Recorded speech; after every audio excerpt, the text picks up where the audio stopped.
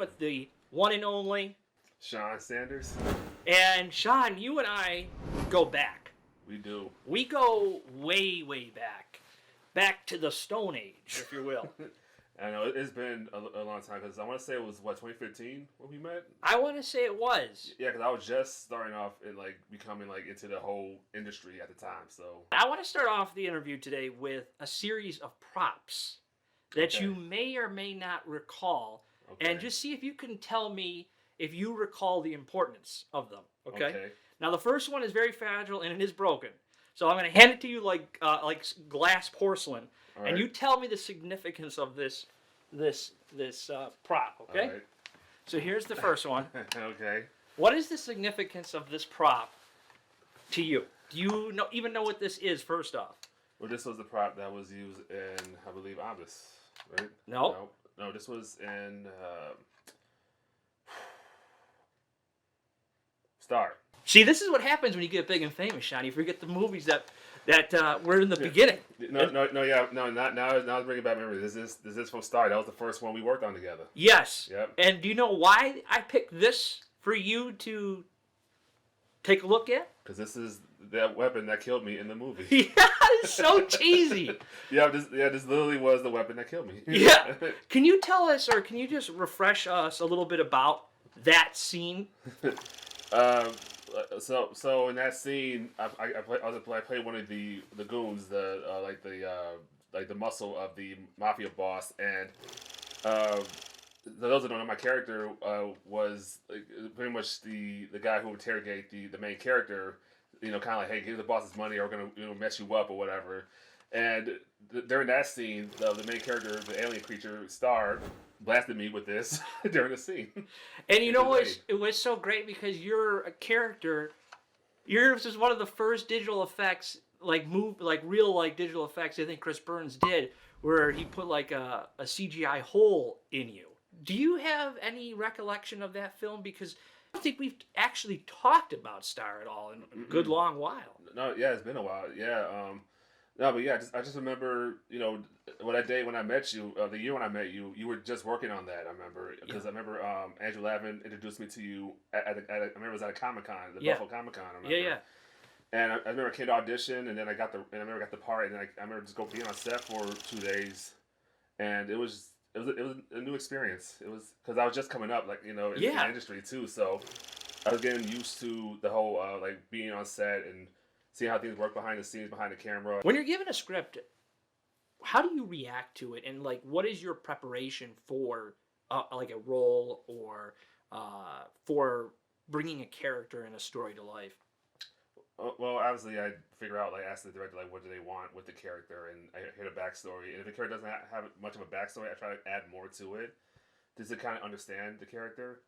It also depends on the role too, because if it's a small speaking role, then I mostly just focus on the role, the scene that I'm in, and I'll get the script one full read and kind of understand the story, because I like to surprise myself, because at the time when the movie comes out, I pretty much forget what happened in the script, so I can watch it see it for the first time. Yeah, so that's the truth too. Yeah, so I only know my scenes, so so that way I like to surprise myself with that. So, but yeah, I just like to just figure out okay, what's this character's motive, what the purpose is, and just do what I can to bring that character to life. Your first film was Patchwork Monster, and you played what character? Our character was Proteus from the Erie Lagoon, and obviously it's a Gilman creature. That's a nod to obviously the creature from the Black Lagoon and Abe Sapien from Hellboy. Yes, very Abe Sapien. Yeah, definitely, and the movie was definitely a huge nod to the Universal movies, the Hammer films, and Trauma. So, let me ask you this: is that film ever been released?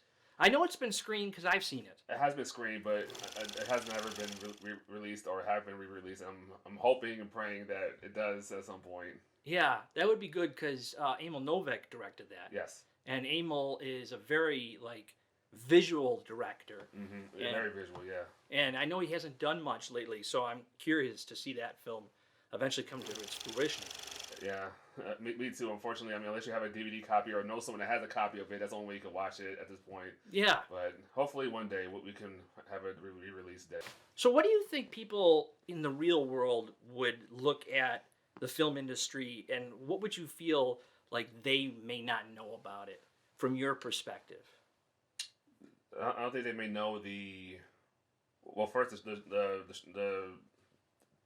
the struggle it is to make a film for one, because it takes a lot. Even just making one simple like 30-minute film or even 10-minute film, like it's just about the people you work with, the dedication that goes into it. Like okay, where you got to go, the location you got to pick, and people think, oh yeah, that's just easy. When really it's not because Right. there's really so much little detail that goes into making a film, no matter whether it's a short or a feature film.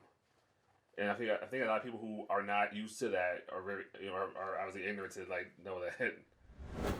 What type of like advice would you give to young artists trying to break into the film scene?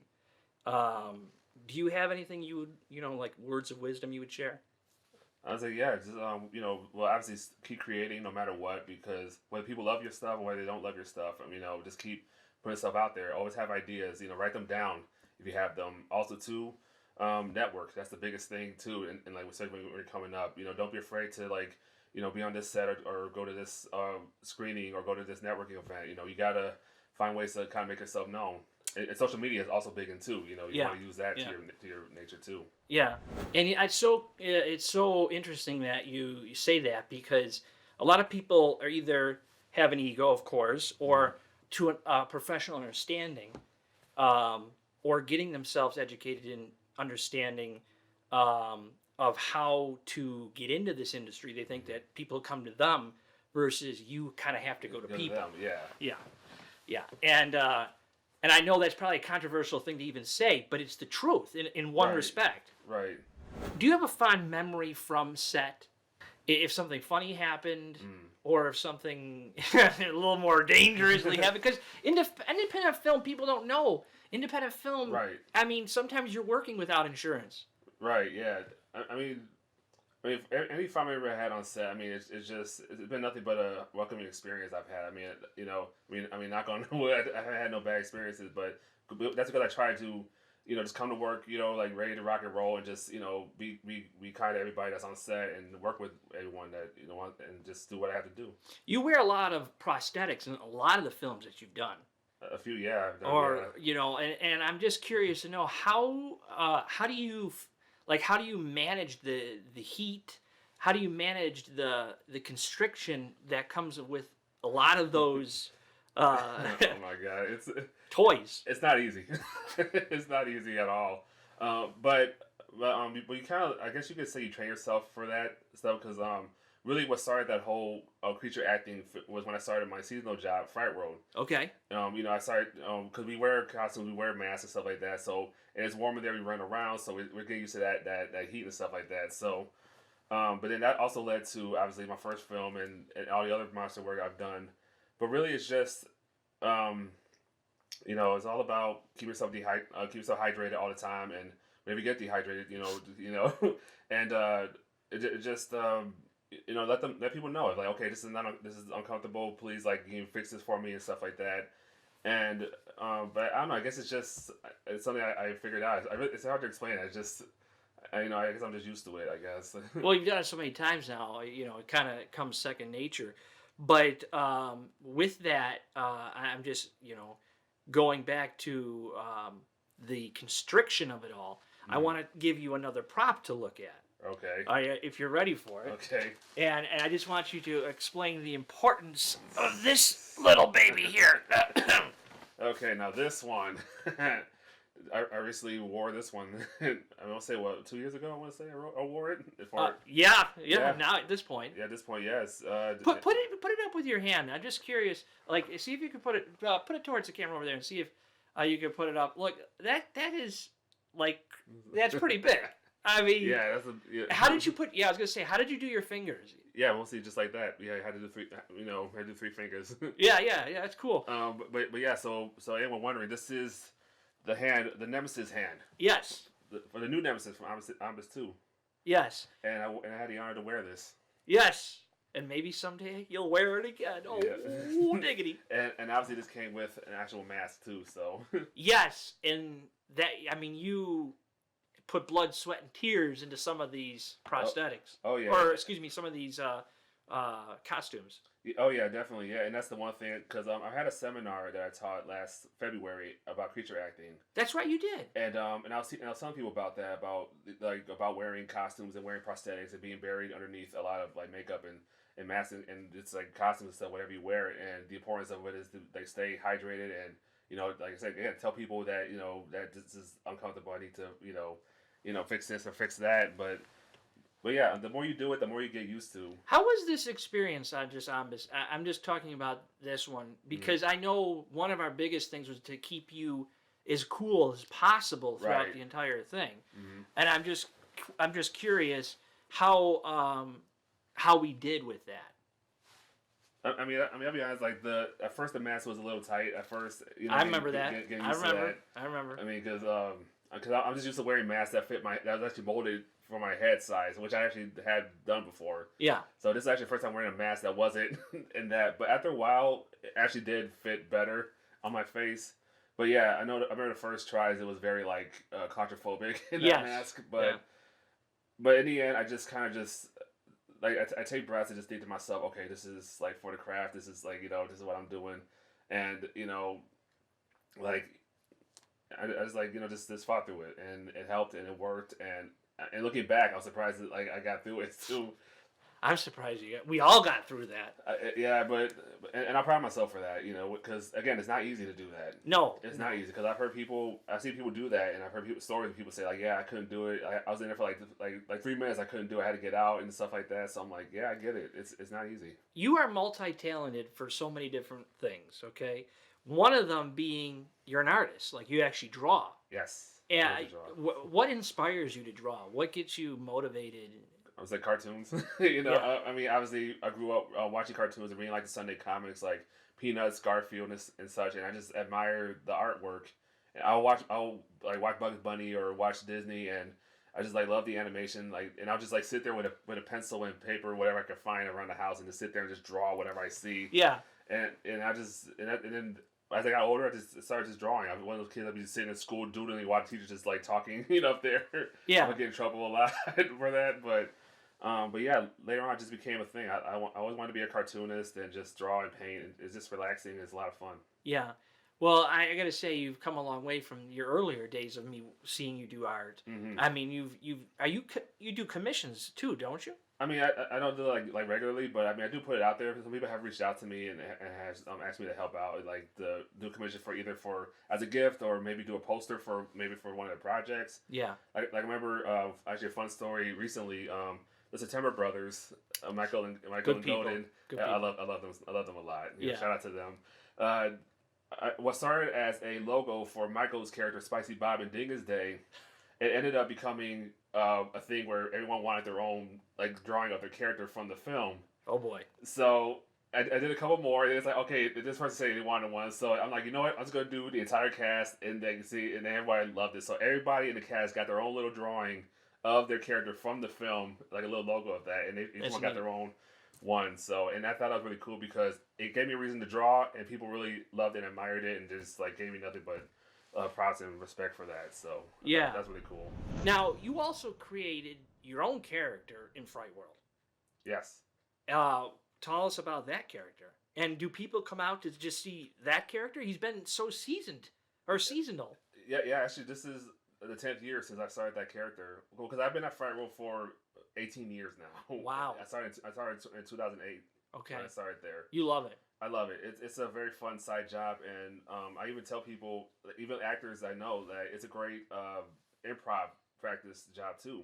Yeah. I mean, because you're dressing up, you're being scary. I mean, and you get to like act when people walk through, but you gotta be on your toes like every 3 seconds because people are coming through nonstop. Yeah. But yeah, it's a really fun job. I love it. But so Stretch. Stretch is his name. Yeah, Stretch the Clown is his name. Yeah. And I came out with him in 2016, and what started first, he was supposed to be a mad scientist. I remember. Okay. Because at the time we had 2 houses. It was one house called Insanity, and we have one house that's still there now called Asylum. Okay. And they wanted to do a mad scientist character to fit for those 2 houses. Mm-hmm. But then I remember my buddy Eric, who's my other clown buddy. Who's my other clown? Tiny the Clown. Right. Shout out to my buddy. Right. He's like, hey, so the owner wants to do another clown. He wants to give something like a brother or a sidekick or whatever. So I'm like, okay. And so I literally doodled like an idea of what I wanted my character to look like. I wanted it to be similar to Tiny the Clown, but just with his own look and different style, like the face style and everything, which is different color theme and different hair and whatnot, and obviously different characteristics too. Right. And basically, I feel Stretch is basically what I wish I would be normally, because like he's more like very like outgoing. He's very just like loud and just like very fun. I feel like the people that just love to go towards him. I feel. Yeah. I feel like he's like that cool kid in high school that that you wish you could be like. Well, that's that's the thing. Like sometimes playing a character, you get to play such unique parts where you get the ability to step out of your real life for a moment. Yeah. And bring something to life for people that may or may not like it, but yep. it is. I don't know. There is a reward to it in some fashion. Oh no, yeah, I agree, because that's the reason why I did it too, because I was a shy kid, in school at the time, and that helped me break me out of my comfort zone. I break me out of my bubble in doing acting. It just helped.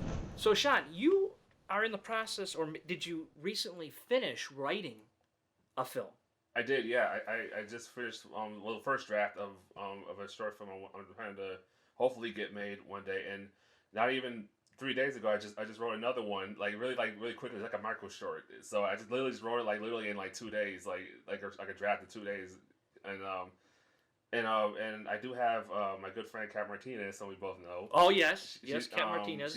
She's gonna be helping me get those together. So and I appreciate that, because she's always been supportive of like. Oh, she's supportive of everybody. Oh yeah, everybody. Yeah, she's definitely like a queen of New York. Yeah, if there was a cheerleading group for filmmakers, she would be the cheerleader. Yeah, definitely. Yeah, Kat's the best. Shout out to Big Sis. I love her dearly. Yeah. But yeah, she so yeah, I have 2 drafts right now that I hope to get made one day, and so that's the main focus. Can you tell us anything about it at all? Is it a role that you would play, or would you direct it, or would you just be in it, or writer, or what? Well, one of them I do want to be in it. If I use that as like kind of like for like a reel, definitely the micro one, definitely I do want to be in that one. The first one I wrote, I would love to cast people in that one too, and hopefully direct it. Yeah. If not, I'll have someone else take the helm for that one. Yeah. But right now it's currently pen to paper right now, but I am working on a third one that I do actually want to direct. You actually do want to get into that chair. That one I want to get in that chair, because I really want to direct that one, definitely. Yeah, directing is not an easy chair though. I will be honest. It is not. From all the sets I've been on, it's definitely not easy. But no. But it's also when you have that vision, when you're the one that had that vision as a director, you're the one that knows that, you know how you want things and stuff like that. But at the same time, it's not easy. And again, people who are not familiar with the film industry, it's not easy. No. Would you say trying to get into like mainstream films is a hard thing too? I mean, I know you've done a lot of background work too, and stuff in films and commercials. Yeah, I've done a few commercials too. Yeah. Yeah. Any commercials you feel that stand out as like a favorite? You were on Nick Groff's show. Oh yeah, Death Walkers. Yeah, Death Walkers. Yep, I was in that one. Yeah.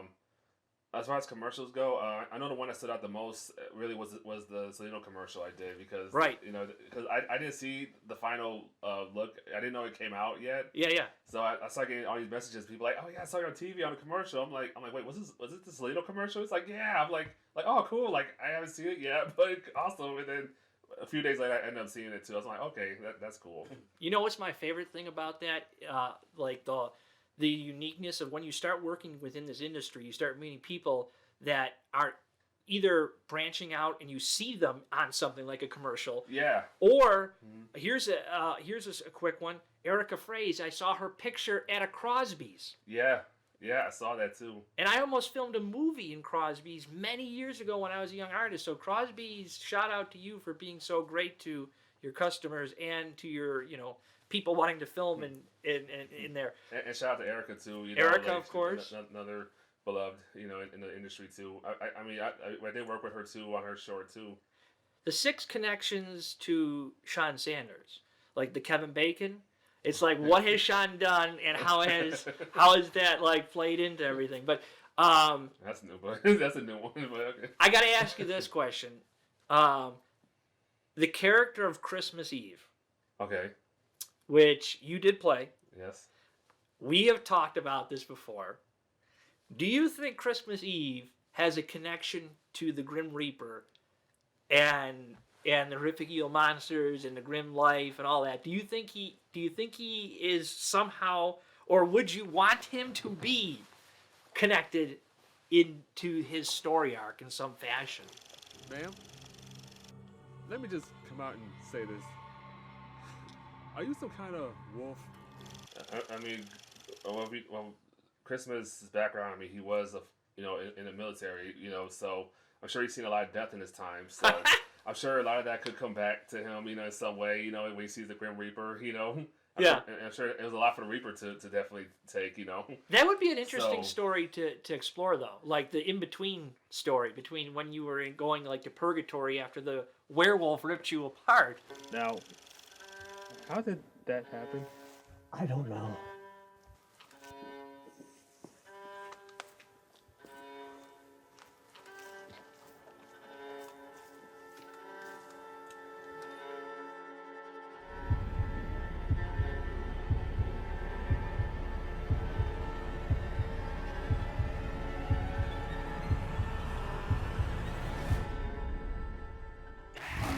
And yeah, who knows it? Yeah, like maybe he could obviously the Reaper has to reap the soul, so right. At some point he did had to take Christmas's soul at some point. So That's some deep thought. So I'm sure at some point he might have met the Reaper at some point, like Grim himself.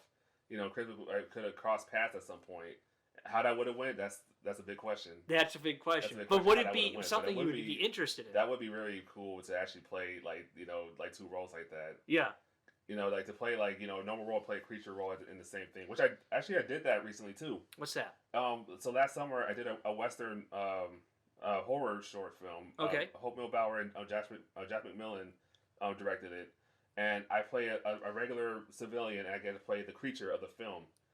And that's currently post production, so I'm not sure when that's gonna release yet, but I got to do that. So doing that is really cool. I had to play two different characters in the same movie. Well, Sean, we've come down to my favorite part of any type of interview that I do with anything. It's called the Fast Five. Okay. So these are 5 questions that I'm just going to rattle off to you. You have to answer them as quickly as possible. Okay. But they only need one-word answers. Okay. So with that in mind, I have also thought of it in that fashion. So here we go. If you're ready. I'm ready. Film or TV? Film. Drama or comedy? Comedy. Hero or villain? Hero. Fame or privacy? Privacy. And then last but not least, instruction or preparation? Preparation. Dude, Sean. You want to work all the time, man. You're like the Waldo of the Buffalo area, man. I love working with people. No matter whether you're new, if you got potential, if you know what you're doing, I mean, I will definitely help you out. And another thing too, lately, and if you don't know what you're doing, he'll be there. I'll be there to help. Yes. Yeah, I'll be there to help and yes, give some insight. I won't take over your job, but I'll give you some insight. But actually lately too, I've been working a lot behind the camera too. Oh, really? Yeah, so I've been doing a lot of PA work, helping out with sound and such too, and just being helpful behind the camera, which is something that I've been doing a lot more of. Yeah. So that way I can have 2 different things. I can help in front of the camera, behind the camera, wherever you need me. So. Well, Sean, it's been awesome, man, and I hope we get to do this again. I'm sure we will. This is long overdue. Oh yeah, definitely long overdue. But I'm glad we did this, and thank you for having me, man. It's always good to see you, man. No problem, man. Definitely. Okay, we're good. Let me cut it all. Wow, those lights, man. Go ahead. They make you hot after a while. Take 3. All right. Now, you and I are big DC fans. Yes. Love DC. And the question I would have to ask you, and I really want to know, okay. is James Gunn or Zack Snyder? Zack Snyder. I feel like Zack Snyder did not get to tell everyone his full story like he should have. I mean, we did get the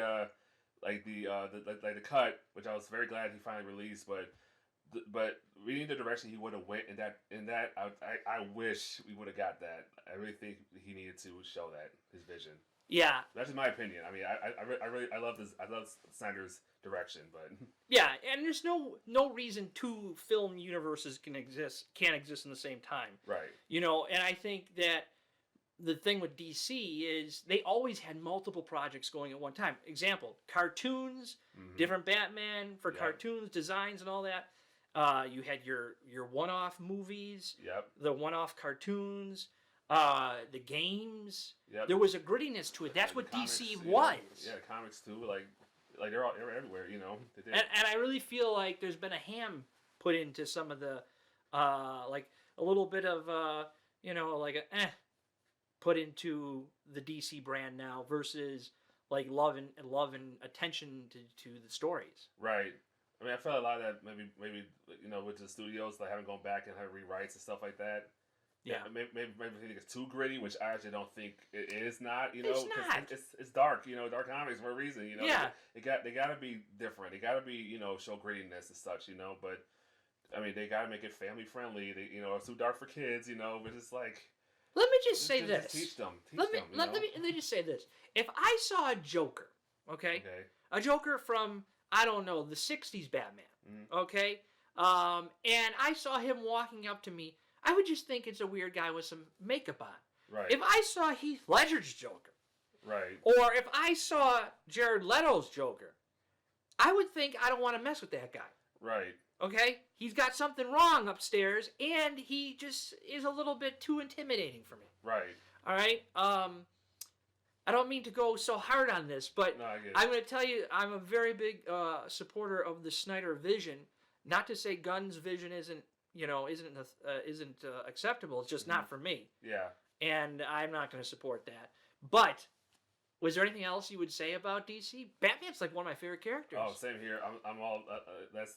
It's funny. The reason why I love Batman is the reason why people don't like Batman. It's the fact that he doesn't have powers and that, you know, he relies on a lot of like his wits and his gadgets, but that's what makes him awesome, because I like that, because even though he's a moral human who's you know, like mastered in so many martial arts, you know, and you know, again, he's just smart, and he can take out anyone he knows.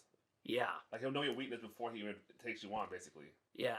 And I'm just not looking forward to what the Vision has currently. But nonetheless,